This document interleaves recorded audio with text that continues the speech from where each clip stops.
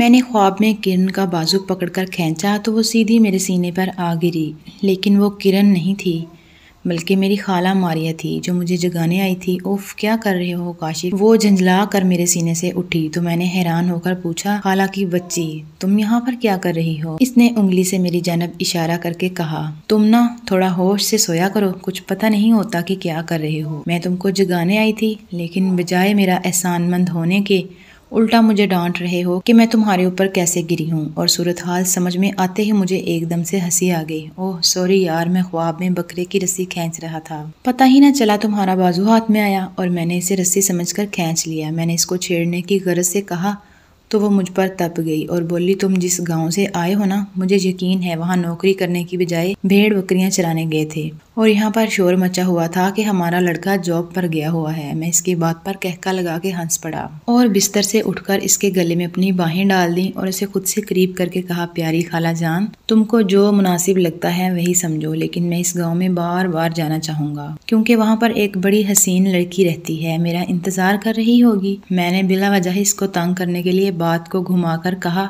तो वो बोली, हाँ हाँ मुझे पता है, तुम जहाँ गए थे जरूर कोई कारनामा करके आए होगे। मैंने अपना माथा मारिया के माथे से टच करके कहा, खाला जान क्या बताऊं कि मैं वहाँ क्या क्या कारनामे करके आया हूँ। इतना कहकर मैं बिस्तर से हटकर सोफे पर बैठ गया। बस फिर क्या था, इसकी वो खास रग फड़क गई जो कि हर लड़की में होती है, यानी अंदर की बात जानने की।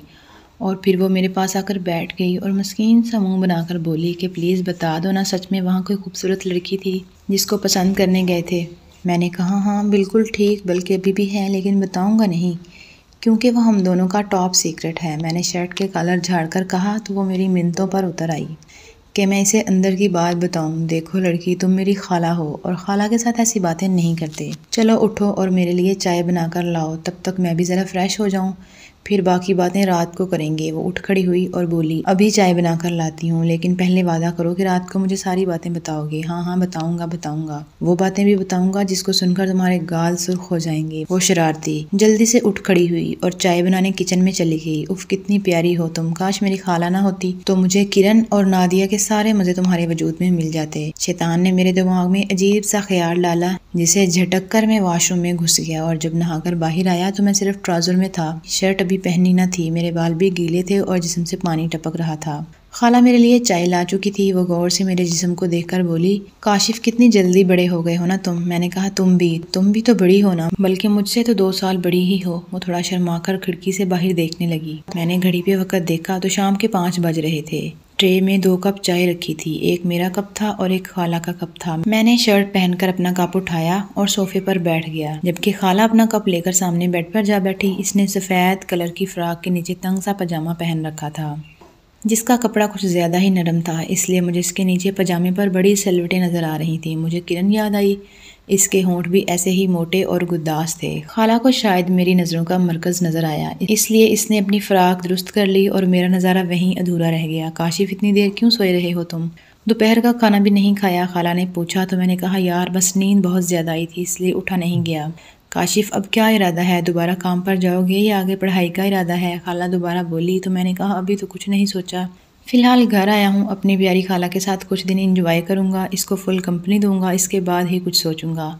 खाला खुश होकर बोली, ये हुई ना बात, अब मैं नीचे जा रही हूँ, आपी यानी कि मेरी अम्मी खाना बना रही थी, इनका हाथ बटाती हूँ, रात को फिर बातें करेंगे। मैंने कहा, हाँ ज़रूर, लेकिन इसके लिए तुमको ऊपर मेरे कमरे में आना पड़ेगा। खाला बोली, जो हुक्म जनाब का, मैं खुद ही आ जाऊँगी, वैसे भी नीचे हमारी लेट नाइट बातों की वजह से अम्मी और आसिया की नींद डिस्टर्ब हो जाएगी। मैंने सर को हिलाया तो वो चाय का खाली कप उठाकर वापस आने को मुड़ी तो मेरी नज़र इसके पीछे पड़ी। क्या ही गजब की जिसामत थी खाला की, लेकिन बदकिस्मती से मेरे मुकद्दर में नहीं थी। मैंने अफसोस से सोचा तो शैतान ने दोबारा से मुझे उकसाया और मेरे दिल में ख्याल डाला कि क्या हुआ अगर खाला है तो खूबसूरत और जवान भी तो है ना। फ़ायज़ा किरण और नादिया से तो ज़्यादा ही शौक और प्यारी है।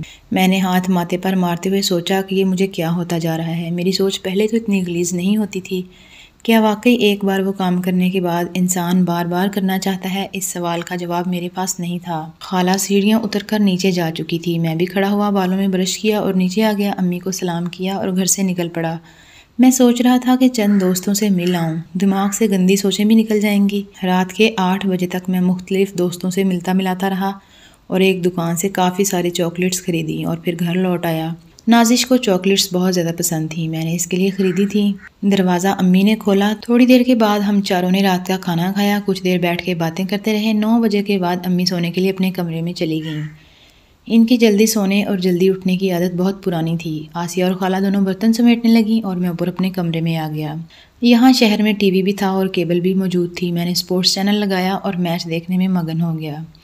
मुझे पता ही न चला कि कब खाला मेरे कमरे में आई, कब मेरे सराहने के पास आन बैठी। मैंने एकदम से चौंक कर इसे देखा तो वह मुस्कुरा पड़ी और बोली, बंदा मैच का इतना भी शौकीन ना हो कि इसको अपने आसपास की भी खबर ना हो। मैंने खाला का हाथ पकड़ा और कहा, ये चोरों की तरह एंट्री किस खुशी में मारी है। खाला ब्लैक कलर के ढीले से ट्राउज़र शर्ट में बहुत ज़्यादा प्यारी लग रही थी। बालों को ऊंची चोटी में बांधे किसी फिल्म की हीरोइन दिख रही थी। मुंह फुलाकर बोली कि मैं तो सोने लगी थी। फिर सोचा कि बेचारा मेरा इंतज़ार न कर रहा हो, लेकिन यहाँ आके पता चला कि किसी को हमारी ज़रूरत ही नहीं है। मैंने खाला का हाथ पकड़े से थोड़ा अपनी तरफ खींचा और कहा, अगर तू मेरे पास ना आती तो मैंने सोई हुई को उठाकर यहाँ ले आना था। और फिर खाला और मैं एक दूसरे में खो गए।